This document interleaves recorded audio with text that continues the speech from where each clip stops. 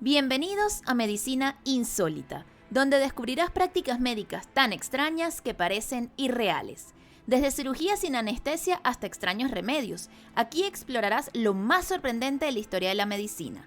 Acompáñame mientras exploramos los momentos más extraños, fascinantes y sí, a veces aterradores de la historia médica. Te aseguro que lo que estás a punto de escuchar es más real de lo que crees. Yo soy Elizabeth García, esto es Medicina Insólita, increíble pero real. Comencemos. El cáncer es una de las enfermedades más antiguas de la humanidad. Desde tiempos remotos, médicos y curanderos han intentado entender y tratar esta misteriosa afección con los recursos y creencias de cada época. En ausencia de la ciencia moderna, los tratamientos combinaban supersticiones, medicina empírica y procedimientos quirúrgicos rudimentarios. Los egipcios fueron los primeros en describir tumores en registros médicos como el papiro de Edwin Smith. Este documento menciona casos de tumores mamarios y señala que no hay tratamiento, lo que sugiere que los médicos egipcios no conocían una cura efectiva. Se creía que las enfermedades eran causadas por castigos de los dioses o espíritus malignos. Además, en esa época pensaban que el cáncer, al igual que otras enfermedades crónicas, se asociaba con un desequilibrio en el cuerpo que debía ser corregido mediante rituales y purificaciones. Algunos tratamientos utilizados en aquel entonces eran ungüentos y cataplasmas de miel, incienso y resinas para aliviar el dolor. Se hacían oraciones y se utilizaban amuletos para invocar la ayuda de dioses como Sekhmet, diosa de la sanación.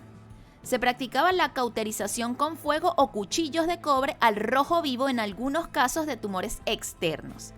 El hecho de que los egipcios practicaran algunas cirugías y registraran sus observaciones sugiere que tenían cierto conocimiento empírico, aunque limitado. Los antiguos griegos fueron los primeros en intentar explicar el cáncer de manera racional. Hipócrates, el padre de la medicina, desarrolló la teoría de los humores, que dominó la medicina occidental durante siglos. En aquella época se creía que el cuerpo estaba compuesto por 4 humores: sangre, flema, bilis amarilla y bilis negra. Se creía que el cáncer era causado por un exceso de bilis negra, lo que explicaba por qué algunos tumores eran duros y oscuros. Además, se pensaba que los tumores eran incurables si no se detectaban a tiempo.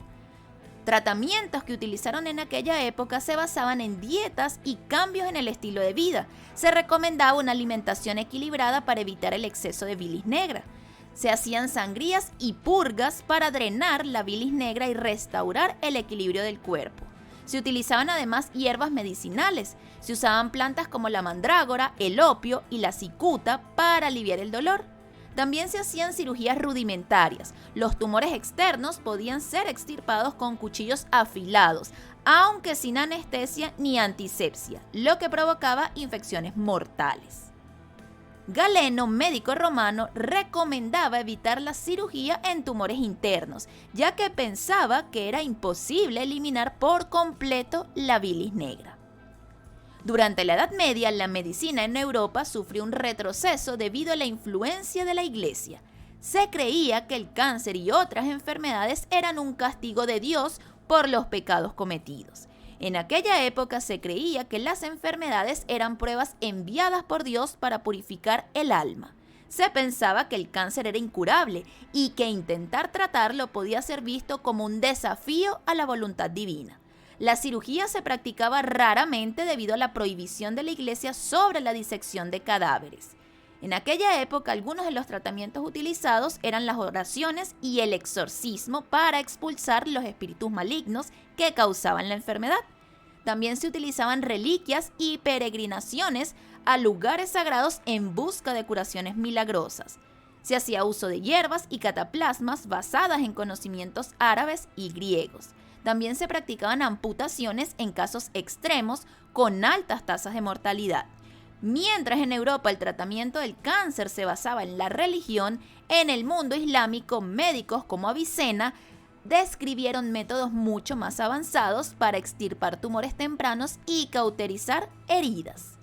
Con la llegada del Renacimiento, la medicina empezó a evolucionar nuevamente. Se redescubrieron los escritos de Hipócrates y Galeno, pero también surgieron nuevas teorías basadas en la observación y la anatomía. En aquella época se creía, o se empezó más bien a cuestionar la teoría de los humores. Se creía que el cáncer se propagaba como un veneno dentro del cuerpo. Se pensaba que si un tumor era removido debía hacerse por completo para evitar que envenenara al paciente.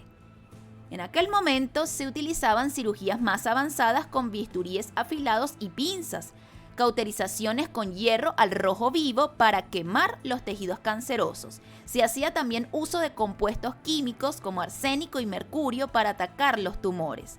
El anatomista Andreas Vesalio desmintió muchas creencias erróneas sobre el cáncer al estudiar el cuerpo humano en detalle, allanando el camino para una medicina más científica. Desde los primeros tratamientos basados en magia y religión hasta los rudimentarios intentos de cirugía, la historia del cáncer refleja la evolución del pensamiento médico.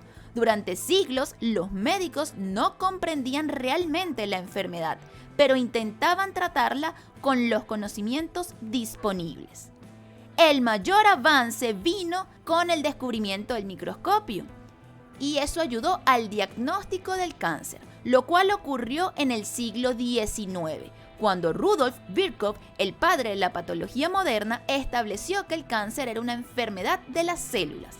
El desarrollo del microscopio permitió estudiar los tejidos afectados y diferenciar tumores benignos de tumores malignos.